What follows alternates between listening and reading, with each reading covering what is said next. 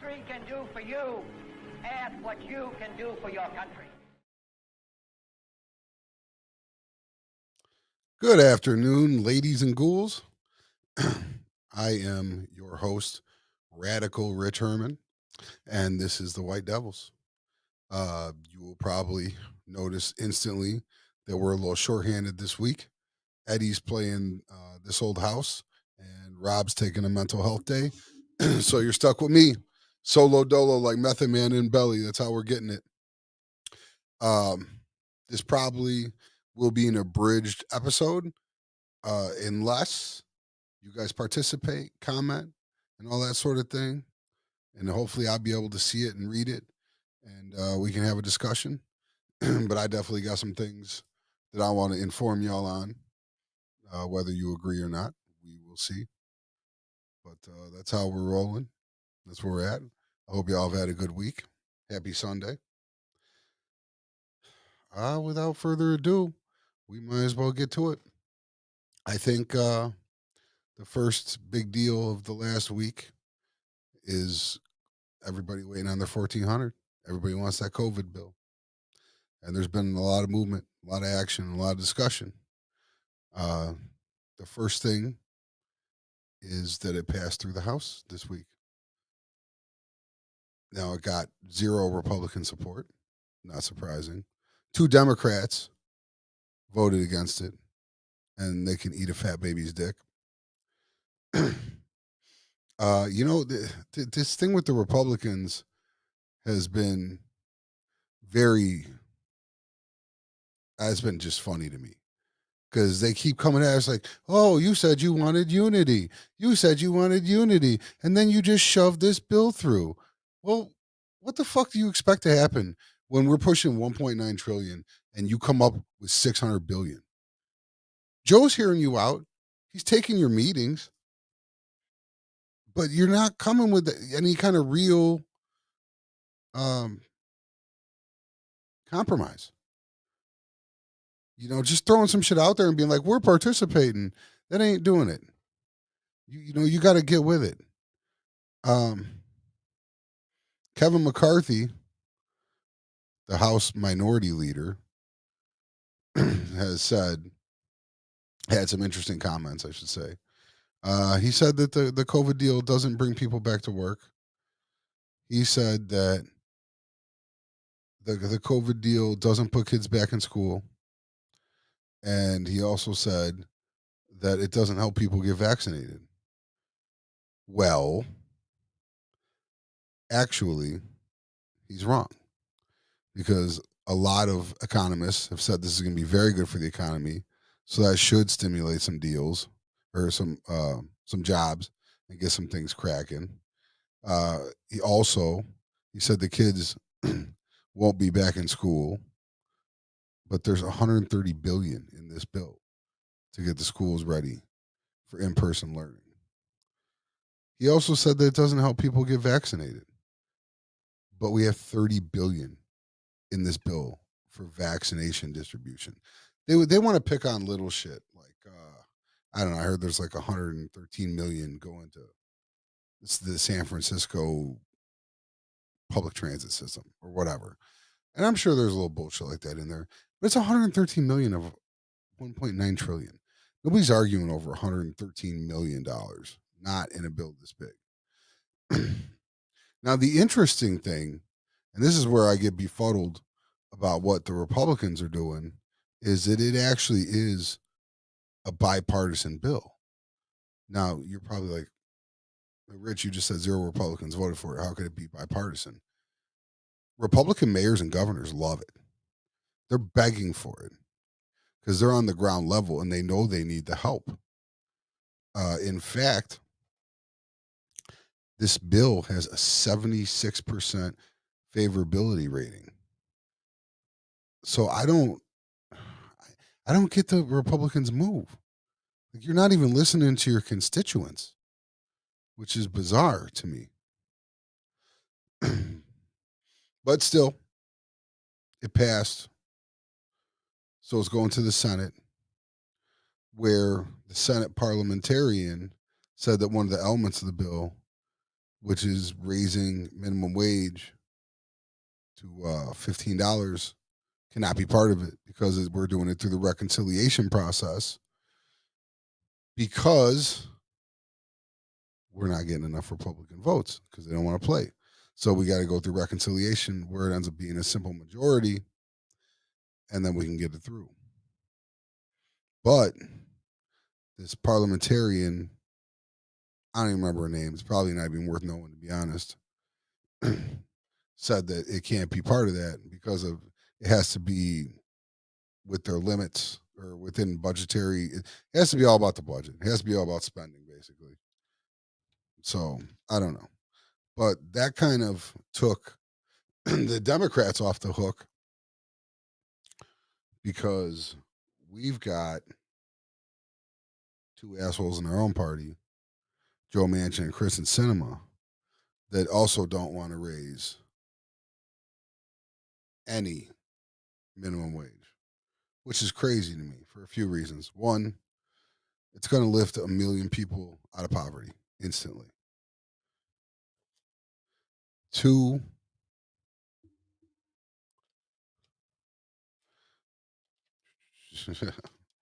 I am not a clone.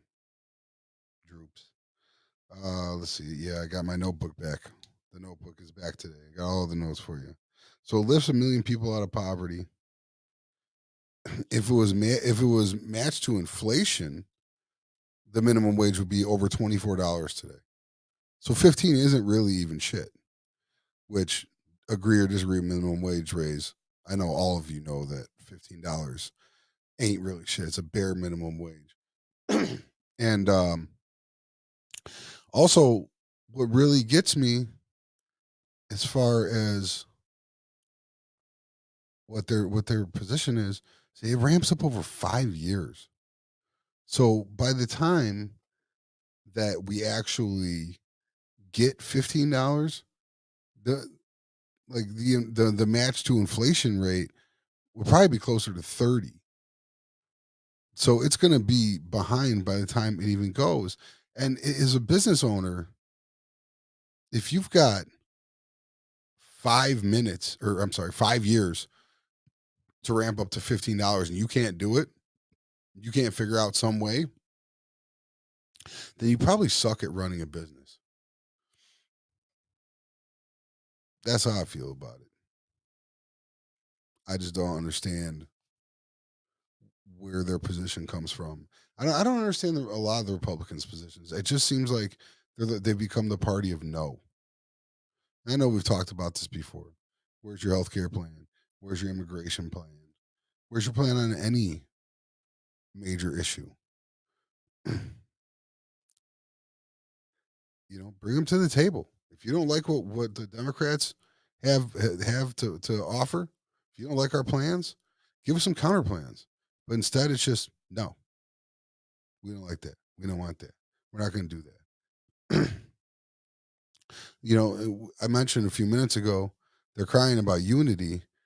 They weren't about no unity when they used reconciliation to pass the tax cut, where 83 cents of every dollar went to the wealthy.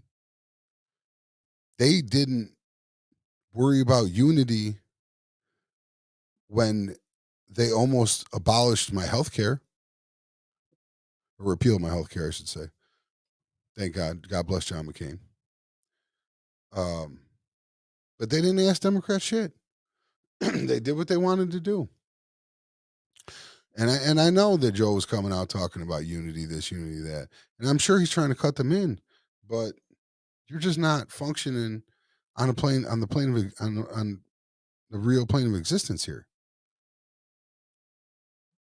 1.9 to 600, and they talk about these 5 bills that they passed for COVID. Well, where are they? What are they doing? Because this country is still fucked up, and I know people have only got 2 checks. So where are the other 3 checks if you're passing all these bills? And like, well, those were bipartisan. Well, yeah, because Democrats knew at the time it was the best deal we were getting, and we weren't trying to cock block the American people getting the help they needed. But you are, even when your constituents are calling for it. 76% favorability rating, and all no votes in the House. Probably not going to be any votes in the Senate either. Speaking of the Senate, turkey neck, Mitch MCConnell. I wonder what Harold's would do with his gizzards. Like just throw some fucking mild sauce on them shits, fry them up, I guess. But Mitch MCConnell came out and said that he would support Donald Trump if he was the 2024 nominee. So now we've got this pattern of he shits on him, then supports him. Shits on him, then supports him. It's annoying. Like, dude, stand for something. This is a prime example of when you're just reactionary, trying to do what you think people want you to do, and not being led by any real moral compass. That's Mitch MCConnell right now. He's just fucking twisting in the wind, trying to see what happens. Trying to land on the winning side, whatever the winning side is. He stood against Trump, but then the civil war that the Republicans are having, which I'm not going to say there wasn't one, and maybe there still is to an extent, but there's a pretty clear winner. Donald Trump is the winner of that fucking civil war. Like who's standing against him? Liz Cheney and Adam Kinzinger. I respect them both. I wish them both the best moving forward, but they look like they're about to get steamrolled. Matt Gaetz was fucking woofing about Liz Cheney again at CPAC, which we'll get to a little later, because I'm just not giving that a ton of attention. So we're gonna get to that probably last, the very fucking end of the show, because it's just not important. But yeah, I mean, they're calling for her to step down and lose her leadership position again, and no one's got the balls to stand up to Trump or the Trump team. Yeah, Joe, Trump is speaking sometime this afternoon. He might be speaking right now, to be honest. I already know that it's going to be a speech that I've heard 1,000 times. And like we've been saying, we're trying to get past Trump. It doesn't look like that's even going to really be possible because he just won't fucking go away. But now he's got a speech coming on at some point, if it hasn't already or isn't. But it's going to be the same shit. Oh, they stole the election. Donald Trump, there's two things Donald Trump can never play. Not to me that ever work. And that's the hero or the victim. Hearing Donald Trump act like he's the victim makes me sick to my fucking stomach. It's just such bullshit. And that's probably what he's going to do. Oh, they stole it. Blah, blah, blah. Yeah. I mean, we'll see. Well, we will see if he can make it not about himself. Because that's what he's going to have to do to start, lining up his candidates. At some point, he's going to get to that. We'll see if this is the first shot tonight or today. But yeah, I mean, he's trying to keep his his foot on the pedal. He's trying to maintain control of the Republican Party, and it looks like he's doing it. Speaker Trump after they win the majority. Oh my god. Oh my god. No, you know what though? I just think he's got too much ego. Like he can't downsize. He's been president. People talked about him running for governor or these other positions. I just don't. I don't see it. Presidents don't go backwards like that. You move up and then you peak at president if you're skilled enough and fortunate enough. But you don't go from president backwards. I mean, especially when he can just fucking, shit on everybody from Mar-a-Lago. Look at they moved CPAC for him. CPAC every other year has been at Washington D.C. This year it's in Orlando. It's no coincidence. Um, if they want to start impeaching everybody, they can, but you're not going to prove shit. Like What are they impeaching people over? You know what I'm saying? Like, I mean, if they want to waste everybody's time and do all that, they can. But you're going to impeach Kamala Harris for what? What did she do? You know, and you'd have to control both houses, or just be the reverse of what we just saw, which is his lawyers are dog shit, and we blew their case out the water, but the Republicans didn't care. I mean, the Democrats aren't going to fucking vote for Kamala Harris to get booted out of office, or whoever you want to put there. So, whatever, man. If that's what you want to make it about, I think that would just be another misstep by the Republicans. And it's crazy because, for those of you that haven't, well, Joe, they're wasted time in the sense that the outcome was a foregone conclusion. But this January 6th thing needed to be accounted for. You couldn't let that be okay. And at the very least, you had to sit down with all that detailed information and shove it in the Republicans' faces. Like, you had to do that. The first one, I mean, I believe what he did was bogus, but there wasn't a lot there. They didn't even have the full readouts of the call and all that. This one, we've got video. People died. They stormed the Capitol building, man. They had gallows built screaming for fucking Mike Pence and Nancy Pelosi and AOC. Like that shit. And maybe impeachment isn't the best way to handle that, but as a politician, that's your only recourse. You can't make the DOJ press charges on anybody. So I understand why they did it. It's a shame that it worked out the way it did. But these Republicans don't really seem to care about it, about what's right or wrong. Just about what's best for their advancement.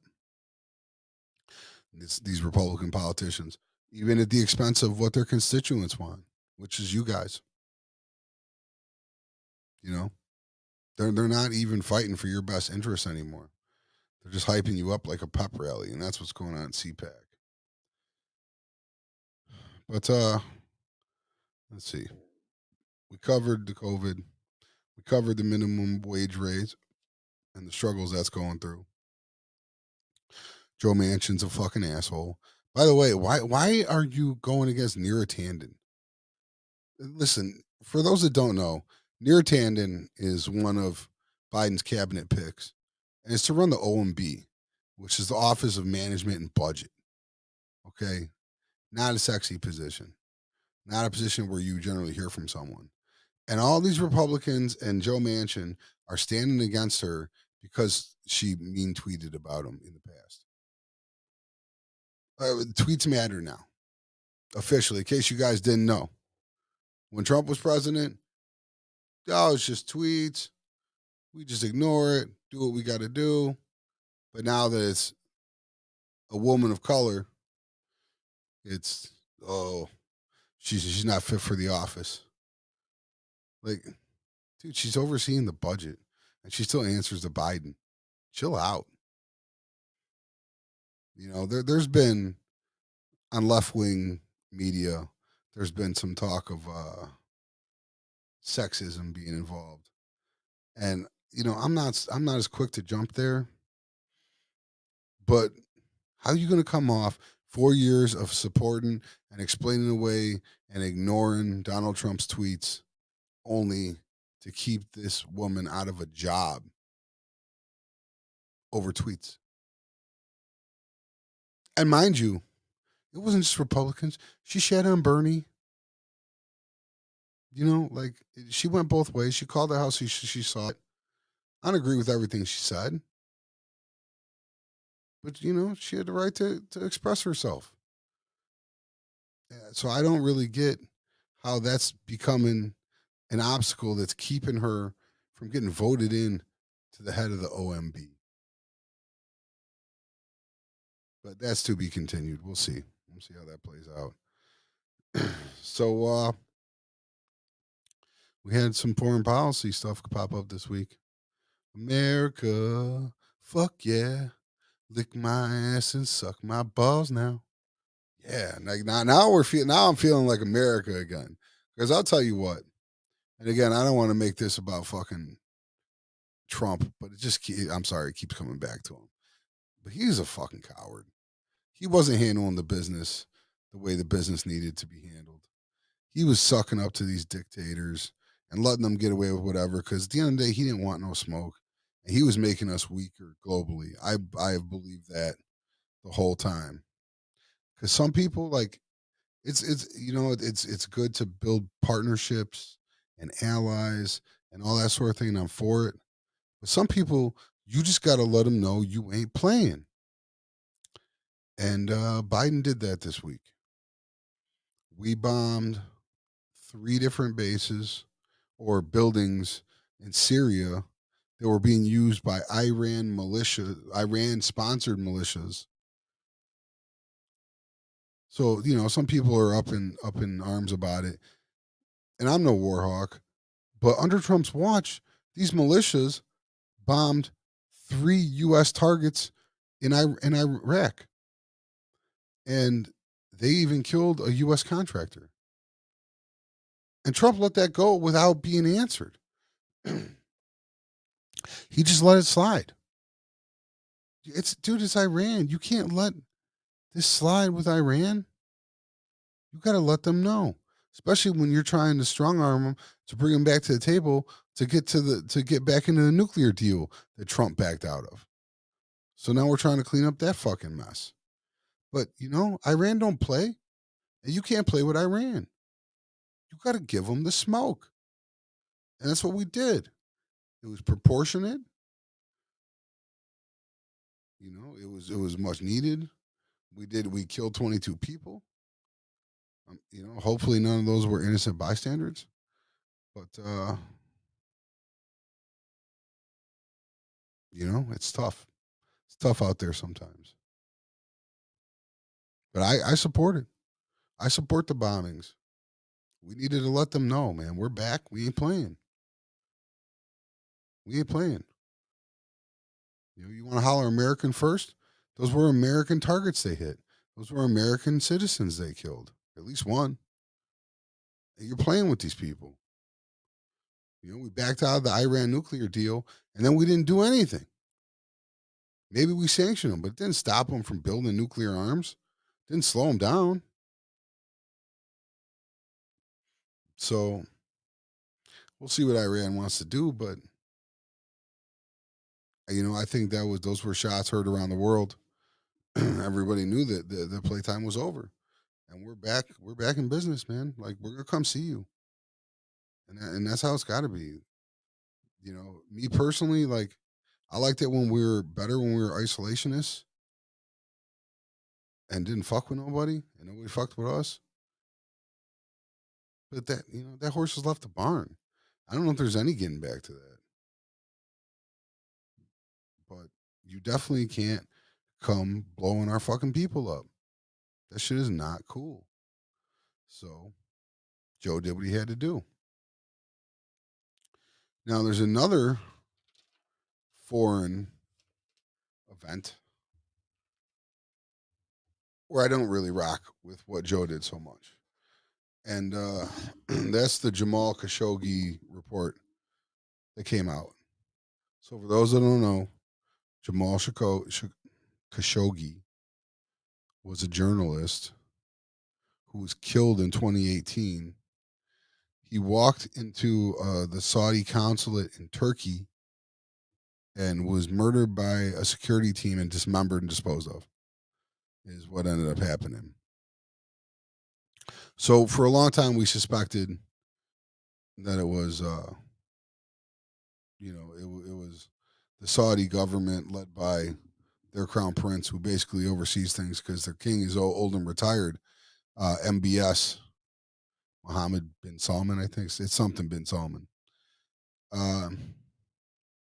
So they declassified this report finally 2 days ago, and it confirmed it. And for multiple reasons, that it was him at the top of it. It wouldn't happen without his okay, and it was his style. So we came back and we sanctioned dozens of Saudis, but not MBS.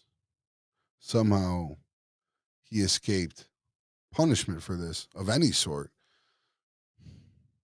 And I don't want to say I understand it because I feel like I'm excusing it. But you know what? It's easy sitting on the sidelines, like when Joe was a candidate, saying this is wrong and we're going to do this and we're going to do that. Well, now you got to come actually function with these people, and it's just not so simple. Saudi Arabia is our biggest ally in the Middle East, which is a fucking powder keg at all times. If you're not familiar with it, um, we do a lot of business with them. Oil comes our way, weapons go theirs, and it's just not so simple just to, I don't know, sanction them or fucking file charges against them, or there's several things you could do. But I believe you have to do what's right, even at the expense of profit. So, I'm going to say Joe was weak for that. They're talking about they need to recalibrate the relationship with the Saudis. What the fuck does that mean? What the fuck kind of political talk is that, man? The dude had a journalist who, even though I'm pretty sure he was from Saudi Arabia, but he was an American citizen at the time they did it too.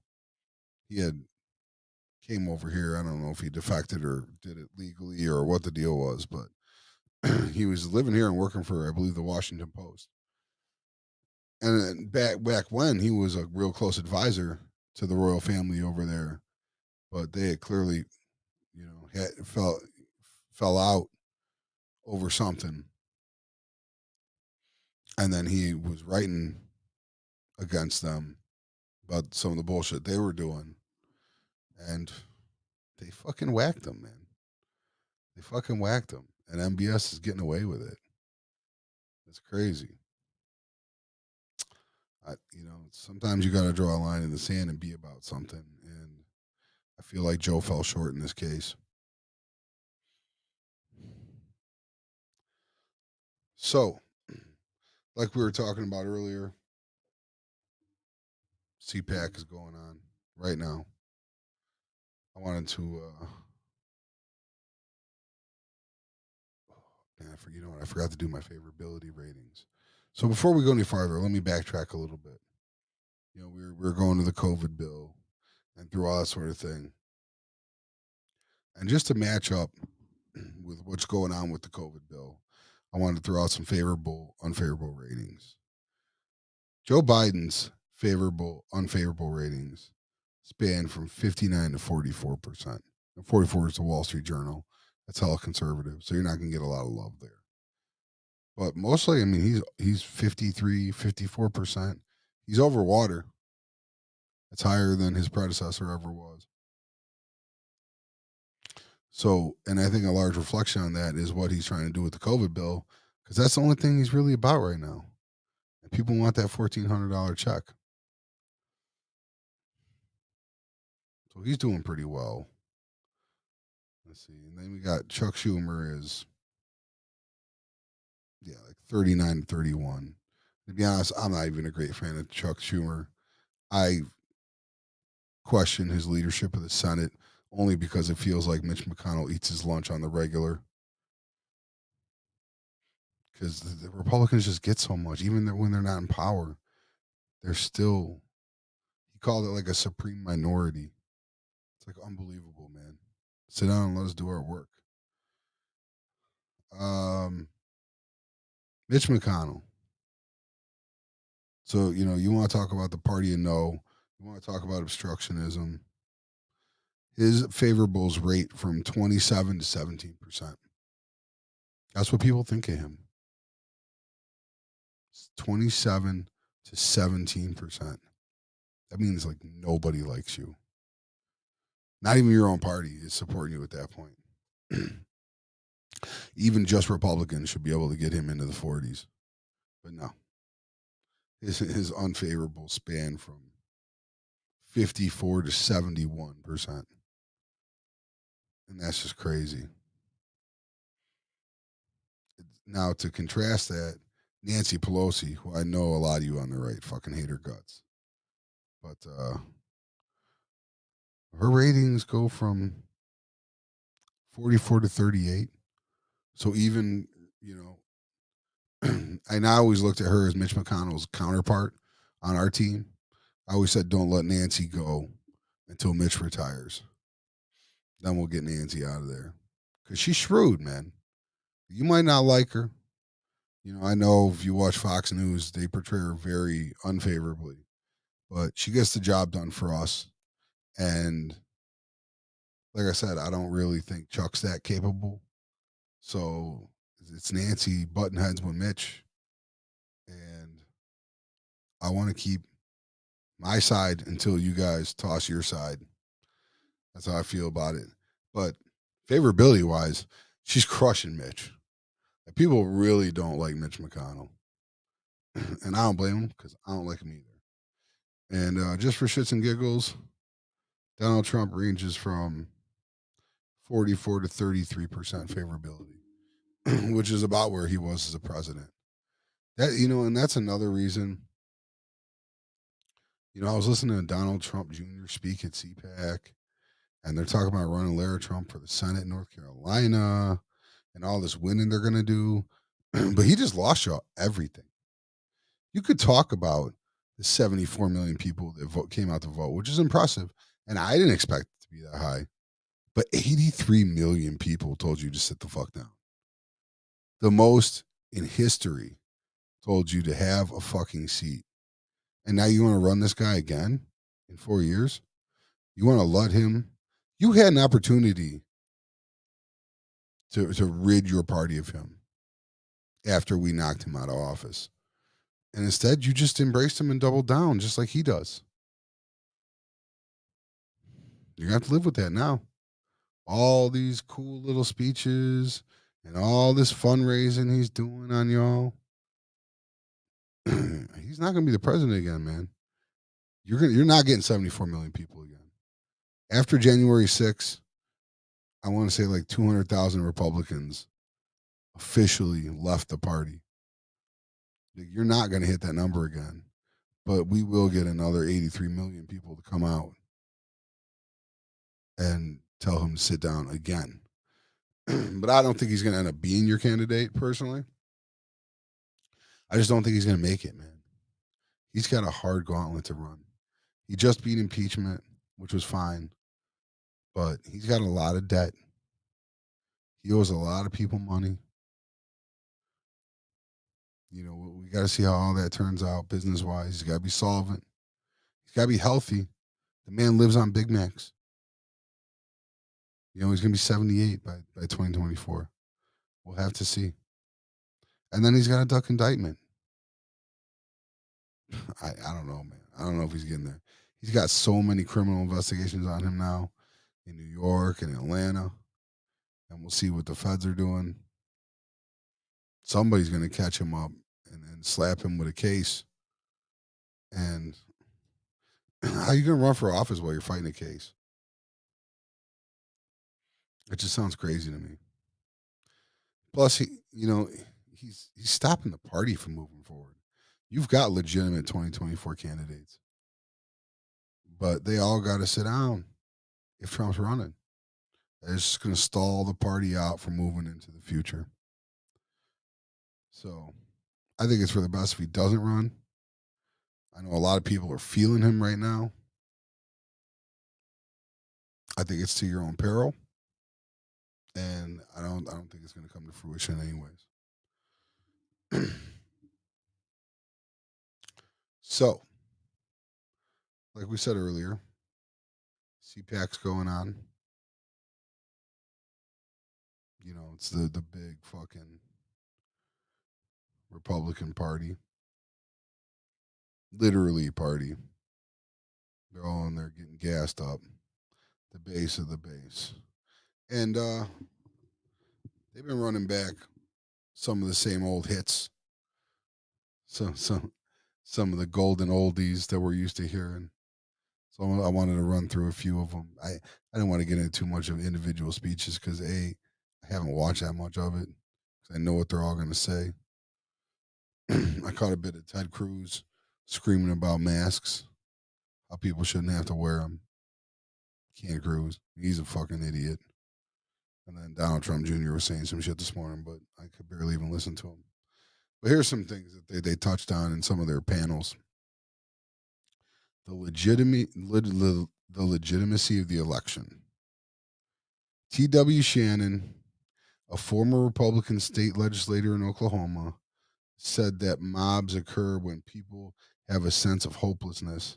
After claiming that Democratic mayors had failed to offer hope to the people who ended up burning cities in the summer of 2020, Shannon then said the reason that people stormed the Capitol was because they felt hopeless because of a rigged election.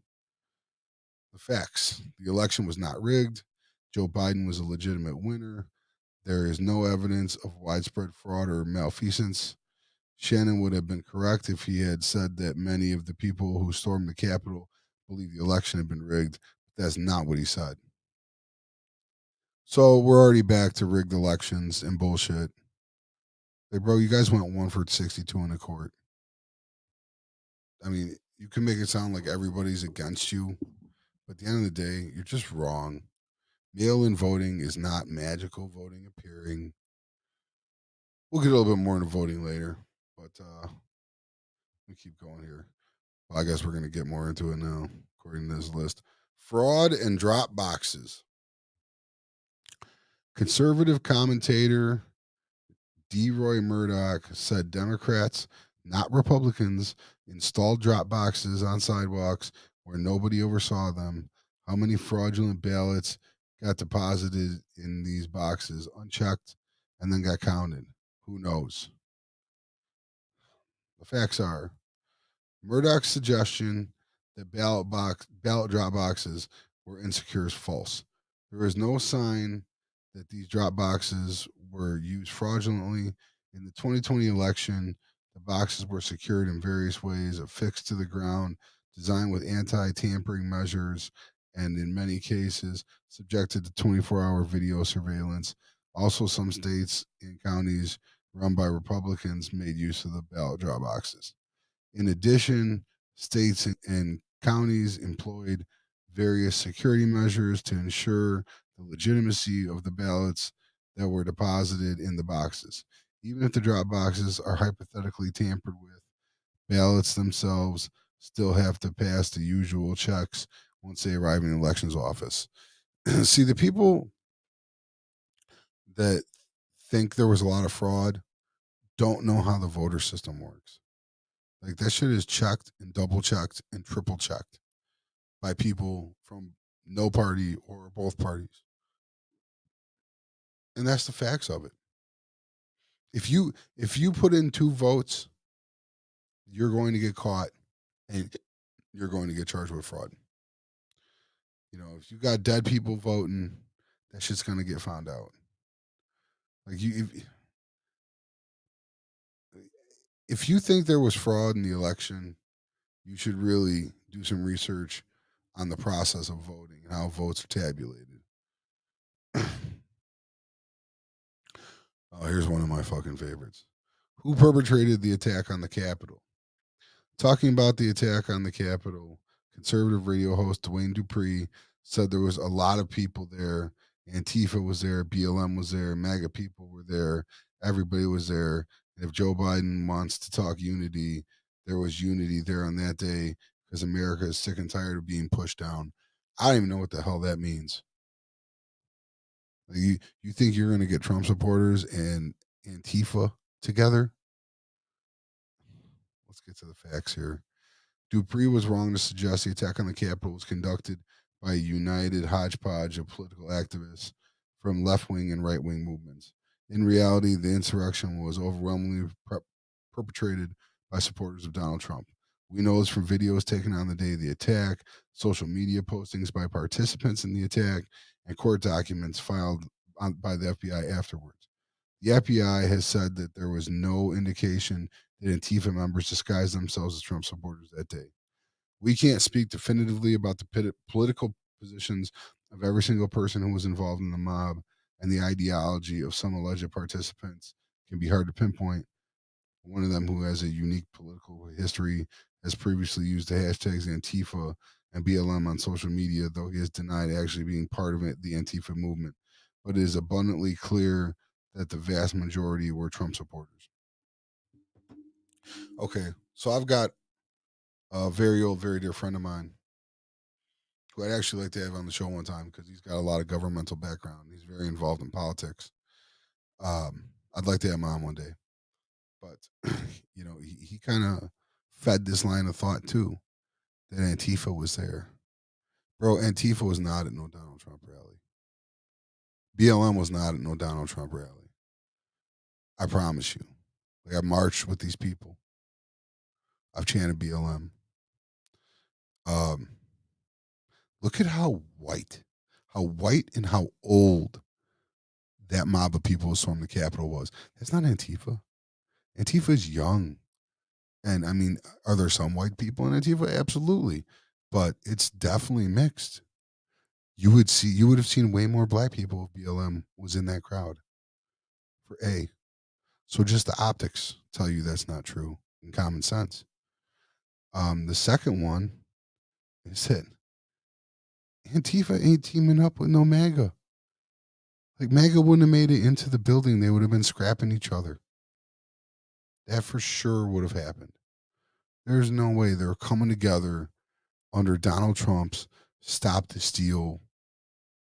We just won. What were we mad about? Why were we trying to kill people? We let out our anger in the summer about the police. You think we're just going to show up now and link up with Donald Trump and storm the Capitol? Get out of here, man. Then we're a bunch of old white rednecks in every video you watch. That's not us, bro. It's just not. And three, if a good portion of the crowd was Antifa and BLM, why didn't Trump call in the National Guard? He had the authority to. He had the ability to.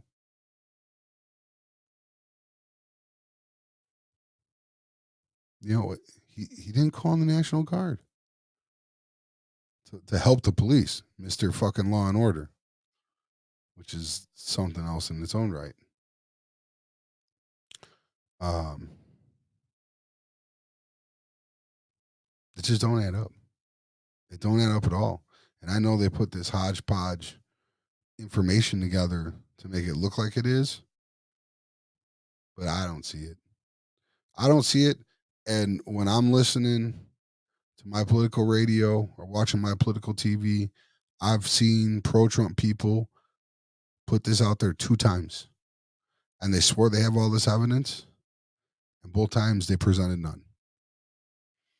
So when their feet are put to the fire in a public format, they don't come with no information. Because if they did, they know to get picked through and get picked apart. You know, it's just like Trump's affidavits that he had after the election. They were all proved to be bullshit. But I mean, when you get people that really buy into them, Fox News people, they can make them sound convincing. But when you really dig into them, they were just nonsense. And this is nonsense too. I guarantee Antifa wasn't there. I guarantee BLM wasn't there. So let's see what's next. Churches in California.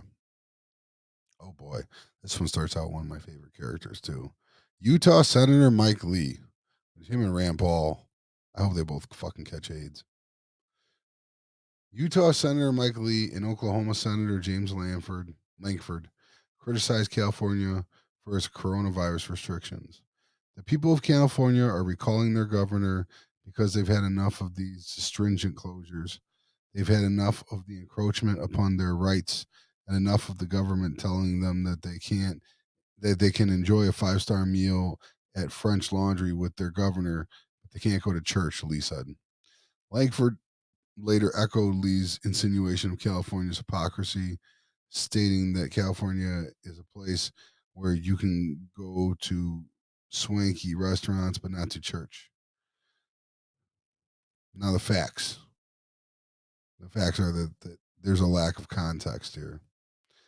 Currently, California residents can go to places of worship which choose to open, though indoor capacity is limited.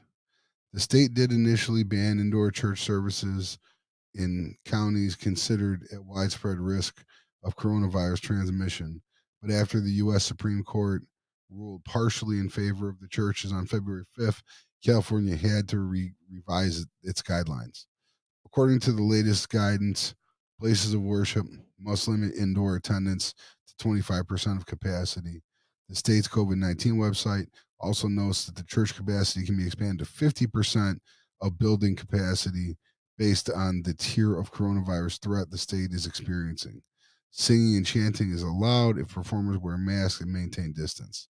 Leon Langford's argument for hypocrisy references California governor's uh, Ga- California Governor Gavin Newsom's attendance at an event with a dozen people at the Michelin starred restaurant, the French Laundry, for which he was widely criticized, according to photos obtained by Fox 11 in Los Angeles. Newsom and the other guests were sitting on the restaurant's outdoor patio, but none of them were wearing masks despite being in close proximity. Newsom apologized for his behavior and the decision to dine out at the restaurant when he announced new coronavirus restrictions later that month, moving all counties to the strictest tier. Newsom's behavior at the French Laundry would have violated the guidance for face coverings included in the new restrictions. Under the new guidelines, diners may only remove their masks if they're actively eating or drinking and are at least 6 feet from anyone not in their household. So there's some things to unpack there. The first thing that jumps out at me is if you're a pastor or you're heading a church, why would you want to bring your people in to catch COVID anyways? You can do virtual, whatever you call them, Sunday kickets. I know that's a poor term. I'm sorry. Since this is brain bleeding, some words escape me from time to time. So if you'll notice that I'm trying to catch words, it's just because my memory is a little jagged up. Services, Sunday services can be done virtually. So why wouldn't you want to keep your parishioners safe? That's what I would always think. I mean, if you're really doing the Christian thing ain't to have your people all come in and spread COVID to each other. So I'm not sure what the deal is here. I know some people are real heavy about their religion, and that's fine. I don't knock it as long as it brings out the best in you. But you would think, out of anybody that they would want to play it safe and careful out of concern for their flock. But there is another side to this, and I'm gonna have to fucking smack my own party here. There's been a handful of times.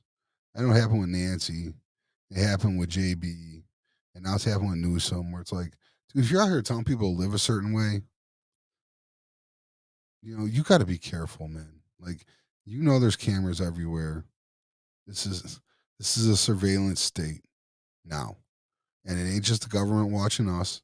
It's us watching each other and us watching the government too. There's cameras everywhere, and everybody's watching. So you got to know or expect that if you go out and you're breaking these rules that you just told everybody to abide by, you're going to get caught. And then what's going to happen? Then the right's going to put you on a pedestal and they're going to cook you because that's what they do. They love to play gotcha. And we get got too many times. We need to be smarter than that. So, and I like Gavin. I've always liked Gavin Newsom, but he definitely dropped the ball on this one. And he needs to get his shit together. All these politicians do, man. You just can't. It just looks like hypocrisy. And they're going to cook you. And they're going to let the whole world know that you're a hypocrite. So you got to be smarter than that. Let's see what else we got here. Biden's comments on China and the shit, I don't even know how to say this word. The Uyghurs, Uyghurs. I'm assuming these are the minorities that they're really giving a hard time in China. Robbie Starbuck, who is running for Congress in Tennessee, castigated Biden for comments he claimed Biden made during a CNN town hall earlier this month. Quote, they did something that I never thought CNN would do, but they asked him about the Uyghurs in China who are being raped, tortured, and children are being kidnapped, forced to praise China as their mother and to praise communism as their savior. They asked Joe Biden about it, and he said it amounted to a mere cultural difference, Starbuck said. Starbuck added, I don't think that's more disgusting. I don't think more disgusting words have ever left the lips of an American president. Well, he apparently fucking took the last 4 years off. Facts. Starbuck misleadingly described what Biden said.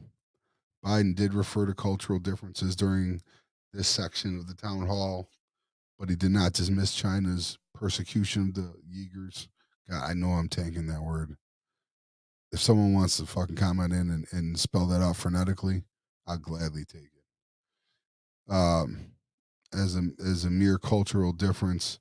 In fact, he said moments prior to his remark about the cultural differences that it is important for the U.S. president to speak out against China's treatment of the Uyghurs and other human rights abuses. Here's what actually happened. When Anderson Cooper asked, what about the Uyghurs? God, that's so bad. What about the human rights abuses in China? Biden responded, we must speak up for human rights. It's who we are. Biden said that he pointed out to Chinese President Xi Jinping on their February phone call that no American president can be sustained as a president if he doesn't reflect the values of the United States. And so the idea, I'm not going to speak out against what he's doing in Hong Kong, what he's doing with the Uyghurs in the western mountains of China. Biden soon continued, and by the he said, sorry, now I'm speaking, now I'm reading in Biden speak. This quote literally says, and by the he said he gets it. Culturally, there are different norms that each country and they and their leaders are expected to follow. Biden's comments were a bit muddled. Yeah, the fuck they were. In context, though, he seemed to be saying that Xi understands that given the different cultural norms for each country's leader, there is a cultural norm for an American president to speak out on human rights issues. And given that Biden had just said that we must speak up for human rights and speak out against what he's doing with the Uyghurs, Starbucks' account of Biden's response to Cooper left out essential information. Misleading descriptions of Biden's remark have circulated widely among the conservatives on social medias. Social media. So, yeah, this guy was full of shit, pretty much. I mean, and again, we're talking about human rights. Like Donald Trump didn't give a damn about human rights. Name one time. Even America First just reeks of permission for China to do shit like this, and other countries too. And don't get me wrong, like I'm for America First, but it's a smaller world now. We have, this aid we send out, this these allies and alliances we made. It's all necessary to staying on top and staying afloat in this world on Earth. The back when we were isolationists, that was what, World War One. That was a long time ago, man. It was a different world. There was no internet. There was no global economy. It's how is your country doing? Maybe you traded with the countries around you. Maybe you shipped some stuff off, but there was no EU. There was no UN. So it was easier to be out on your own. Now it's much harder. When the recession hit in '08, we almost took half the social the civilized world down with us. That's how closely tied our economies are. We've got similar interests all over the place. So to act like America first is at everybody else's expense, I don't buy that. I don't buy that at all. Because what's good for the goose is good for the gander. And we got friends out here and we got interests out here and they need to be looked after. And sometimes we need help with that. So that aid we're given, that money we're given, I mean, it's for a purpose. It's not just a gift. It's to keep them in line, keep them, I hate to put it like this, but it's in some ways it's like pimps and hoes. You want to keep them dependent on you because then they need you and then they obey you. So that's my thoughts on that. Let's see what else we got. This next one should be a lot of fun. The Muppets and the left. Yeah, this is what they're talking about, CPAC. The fucking Muppets. That's some highbrow political conversation, guys. So here we go. Mocking the left, Donald Trump Jr. said, this month alone they banned the Muppets. And then if there's things you thought were sort of above cancellation, you would be wrong. There's nothing the radical left won't cancel. Trump Jr. was wrong. The Muppets have not been banned. In fact, the Disney Plus streaming service just this month started to offer the Muppet Show, which originally aired from 1976 to 1981. Trump Jr. might have been referring to the fact that Disney Plus added a content disclaimer at the beginning of its 18 episodes and is not airing two other episodes, but neither of these moves can be fairly described as a ban on the Muppets. The content warning says that the episodes include negative depictions and or mistreatment of people or cultures, and these stereotypes were wrong then and are wrong now. The Los Angeles Times reported. The notice goes on to say, rather than remove the content, we want to acknowledge its harmful impact, learn from it, and spark conversations to create a more inclusive future together. The Times reported that each episode bears a 12-second disclaimer for different reasons, from Johnny Cash's appearance singing in front of a Confederate flag to negative depictions of Native Americans, Middle Easterners, and people from other cultures. The Times reported that two episodes from the final season of the show were left out of Disney Plus altogether, while Entertainment Weekly noted that assorted other songs and sketches were omitted. It is not clear that any of these omissions were related to culturally sensitive content. Entertainment Weekly noted that one of the two episodes starred someone who was later convicted of possessing child pornography, while other omissions might have been related to challenges securing music rights. You know what? This is a good time to take a little dive into cancel culture.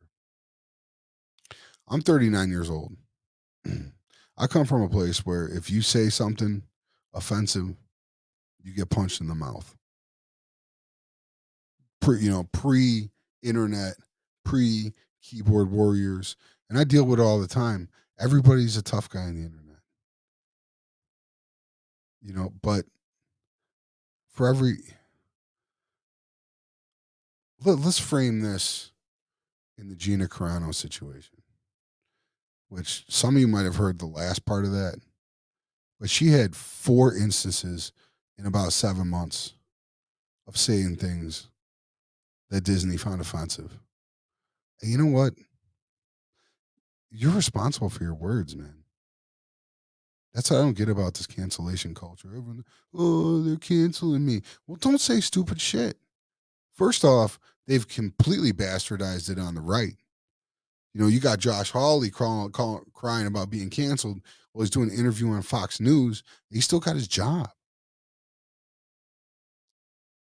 Have the Democrats took the cancel culture too far from time to time?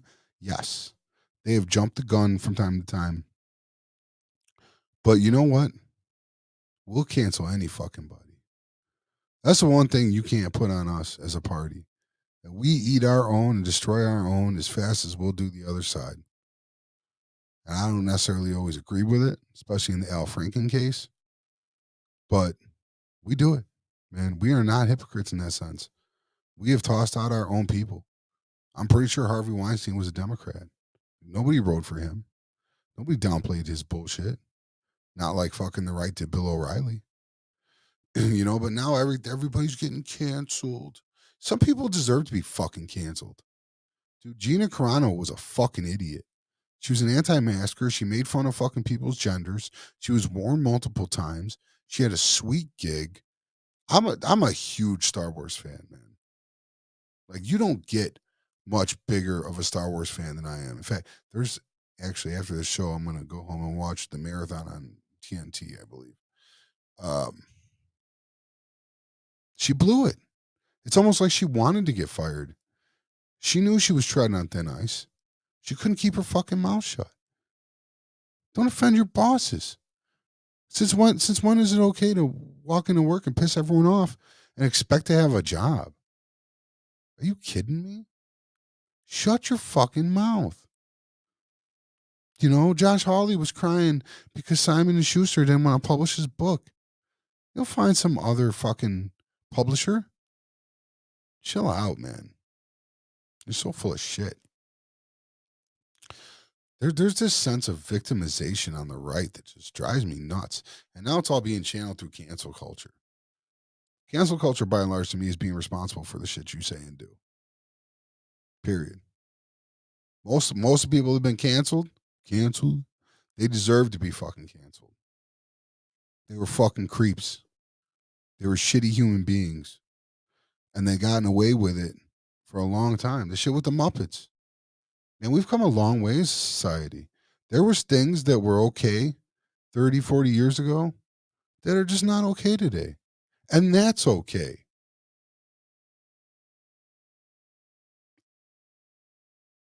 I was watching The Shining not long ago, like a couple weeks ago. And to be honest, it was the first time I had ever sat down and watched it. And only one person got killed. And it was the one black guy. And they called him, I'm not going to use the word, but Jack Nicholson's talking to a ghost. They called him a N-word cook.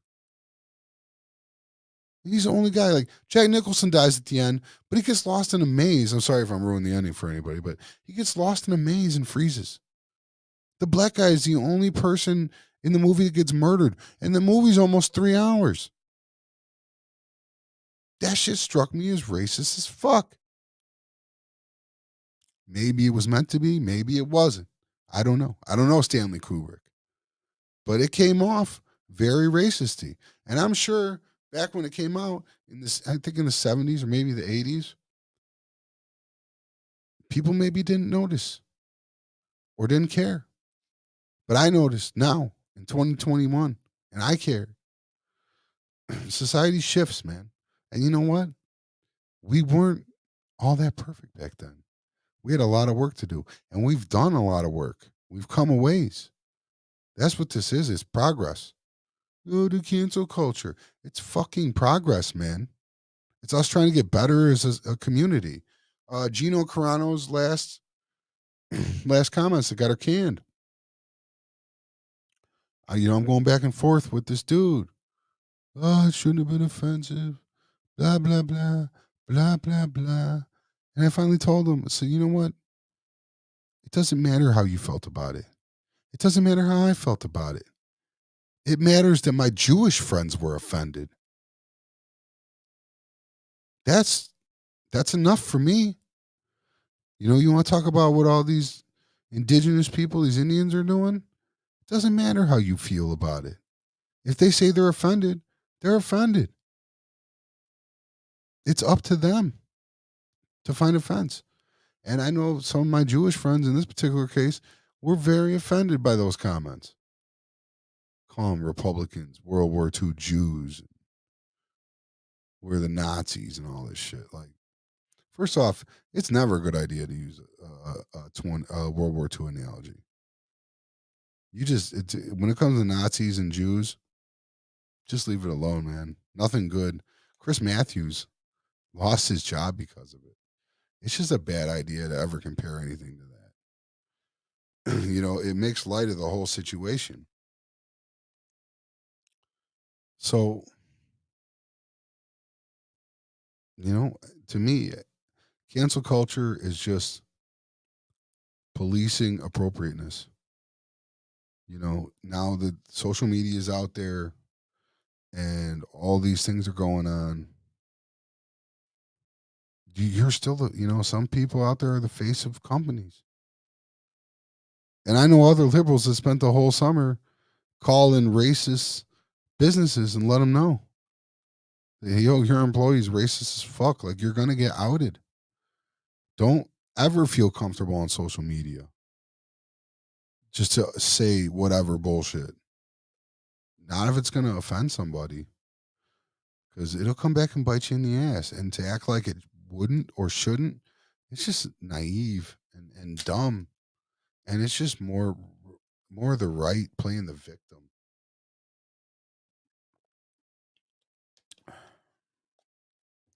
So let's see what else we got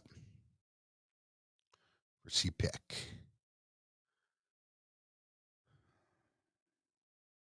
You know what? I'm over CPAC.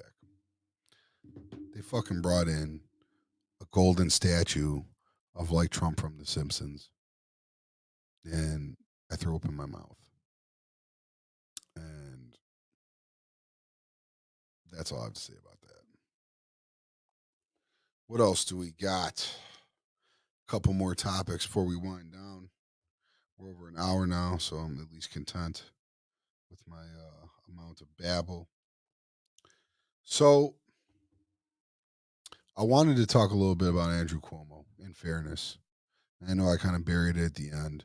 And the reason I did is because I still don't know what to say. You know, fudging the numbers on COVID was kind of bogus. I said, let's wait for the investigation to play out and see what happens. Now he's got two sexual discrimination cases on his shoulders. He's denying it. Again, I kind of want to wait for the investigations to play out. Not that I'm siding with him, but I just don't want to unfairly speak on it either way. And these situations, it's always her word versus his. And I feel like the only way to be fair is to let these things play out. But he seems like he's in a whole bunch of trouble. I like the Cuomos. I like the Cuomos since, yeah, I'm a baseball fan too, and I own a copy of Ken Burns' Baseball. For anyone else that's seen that, it's like 10 DVDs. It's a long watch, but I get into the history of the game, and part of it is they interviewed Mario Cuomo, Chris and Andrew's father, and he talks about, I was a little young for his politics, for when he was governor, but this is when I caught him, and he was talking about how he loved the bunt, the sense of sacrifice for the community, giving yourself up for the good of the team, and that really struck me. It really struck me, and I still hold it pretty close till this day. And I was like, man, any children he raises, they got to be decent people. And now you forward to Chris, who I know much better than Andrew, not personally, but I watch his show a little bit, but I really, really like his radio show on POTUS Radio. When you dig into his mind and how he breaks things down and how he admits his own flaws, and it's very human. He does it. He does it from his home, and sometimes, like, he actually, the other day, he had his daughter jump on there, which is wild, And then, like, he had the situation where some guys were popping off to him and his daughter in public, and he lost his cool, and he almost raised up on them, and beat their ass. Which he's practiced MMA for 20 years, and he's like 6'2", 240. Like, he's gonna do some damage on you. I don't know why you think it's a good idea to test Chris Cuomo, especially with that Italian temper. But he talks about it and he apologizes, and Even when callers come to his defense, he says, "Nah, I should have been better," and he accepts calls from the other side, from the right, and he'll go back and forth with them. And when he digs into a subject, he does this thing where, and I try to mimic it from time to time because I think it's really good. How he'll play both sides of the argument, and he'll lay out a whole argument himself. I love his thought process, and I really do enjoy his show. My biggest complaint is that he misses too many episodes because the TV is clearly prioritized, and when there's things that cause him to be up late at night, he won't be on the episode. He'll have someone else in. But that's neither here nor there. But I fuck with Chris, and I feel like listening to his radio show. You know him, Andrew. Where the hell did you go wrong, man? I don't want to say too much because I don't know. That's why I want the investigations to play out so I can say with a fair degree of certainty that this is what happened and this is who Andrew Cuomo is. But they're really starting to paint a bad picture of him. And I know the right's been trying to cook him for a long time. And you know what? I got to give it up to the right because they were talking about this nursing home thing way before it broke. The only reason I didn't speak of it because like I said, I wasn't informed at all. I was informed even less than. So we'll see where it goes. But he seems to be in a whole mess of shit. He's got even Biden calling for an independent investigator now. So we'll see. Just to be continued. I've only really got one other thing to get into a little bit today, and that's another thing that's to be continued. So I can't get into it too much. But there's 33 states trying to pass voter suppression laws right now. They get extreme as Arizona is leading the way, even as bad as they want to pass a law that lets them overturn the will of the people. And that's just not what's happening for me. The problem is a lot of these laws that these Republicans are going crazy about now, they're the ones that put them in place. And if you're still claiming voter fraud, these aren't fixing voter fraud. They're just making it harder for people to vote. Man, so pay attention as these things develop. We'll get more into them as we get closer to the midterm elections. But don't let these legislators steal your right to vote, man. Because that's what they're trying to do. They're trying to suppress the vote because we just got 83 million votes. They're trying to make sure that never happens again. I believe that whatever your beliefs are, that you should be allowed to vote. It should be easy to vote. I'm for an app if they can do it safe enough, which the cybersecurity these days should be up to par. I'm up for making Election Day a national holiday. I'm up for whatever. I'm up for more voting. Not illegal voting, but why are we making, why are we, this country has a habit of making it harder for people to do things like get educated or, and things like that. And voting is one of those. Why are you making it harder for people to vote? Well, I mean, I know why they're doing it. It's because Republicans are the minority in this country, and it's the only way they're going to maintain power, and that's the fact of it. So they're trying to push all these laws through in all these different states to not take away your right to vote, but to make it such a pain in the ass and make it so difficult that you'll give up on it, that you won't show. So we have to combat that, man. And that starts on the ground, starts with your local legislatures. So if you see them trying to pull it in your state, I'm fortunate. I'm in Illinois. We're democratically controlled. We don't have these problems. But a lot of states in the South, all these Republican led states, man, they're trying to severely minimize your right to vote. So make sure, and we'll keep you in tune as these things develop. But make noise, man. Don't go out quietly. Or when they come up for election, get them out of here. Vote them out. Understand your local elections because these people are trying to do damage to your right to vote, and that ain't cool. So I'm Radical Rich. I've been spieling for about an hour and 15 minutes. So I didn't get crowd participation I would have hoped for, but that's fine. Watch Snowfall on Sunday if you haven't, because it's a very dope show. You can catch all the old episodes on Hulu. I'm excited for it. The season's already been super dope. It's only 2 episodes in. And I'm going to get back to healing and chilling. I'll be back next week. Hopefully, Eddie and Rob will be too. And we'll have a full show for you. And we'll keep you informed, man. That's what we do. We bring in all the political mumbo jumbo and we make it nice and simple for you to understand. So make sure you like, share, and subscribe because we need all them numbers and all that support. And yo, what happened to peace? Peace.